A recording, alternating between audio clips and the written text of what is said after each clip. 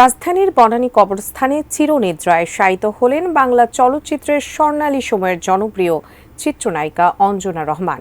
FDC ও channel I প্রাঙ্গণে 2 দফা নামাজে জানাজা শেষে শনিবার দুপুরে দাফন করা হয় 2 বার জাতীয় চলচ্চিত্র পুরস্কার পাওয়া এই চিত্রনায়িকাকে।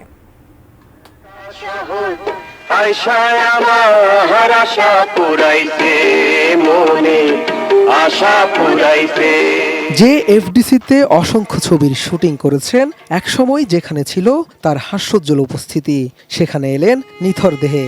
চলচ্চিত্রাঙ্গনকে নিঃস্ব করে চলে যাওয়ার মিছিলে নাম লেখালেন 80-র দশকের জনপ্রিয় নৃত্যশিল্পী ও অভিনেত্রী অঞ্জনা রহমান। বেলা 11:30টায় শেষ শ্রদ্ধা নিবেদনে চিত্রনায়িকা অঞ্জনা রহমানের মরদেহ আনা হয় এফডিসি প্রাঙ্গণে। গুণী এই অভিনেত্রীকে চিরবিদায় জানাতে আসেন তার দীর্ঘদিনের সহকর্মী, বন্ধু, অগ্রজ ও অনুজরা। সেখানে প্রিয় মানুষটিকে হারানোর বেদনা স্পষ্ট ছিল সবার চোখে মুখে। দেশবাসীর কাছে, আপনাদের সবার কাছে বলবো যে তার জন্য দোয়া করবেন, আল্লাহ পাক যেন তাকে জান্নাতবাসী করে। সে খুবই বাচ্চা মানুষের মতো ছিল, একটা শিশুর মতো একটা মানুষ ছিল। স্বাস্থ্যকর অল টাইম ফ্যামিলি কেক, সব সময় অল টাইম হেলদি লাইফ। তার যে শিল্পী সত্তা ছিল সেটা অনেক বড়, একজন প্রতিভাবান ছিল, একাধারে তিনি নৃত্যশিল্পী ছিলেন। শিল্পীর এত বড় গুণ সাধারণত অন্য শিল্পীর মাঝে আমি কখনো খুঁজে পাই না। আমাদের মা বলেন, বোন বলেন, যাই বলেন আপনারা, ওনার চলে যাওয়াতে আমরা খুব শোকাহত, খুব কষ্ট পাচ্ছি। তবে শোকের মাঝেও প্রশ্ন কারো কারো।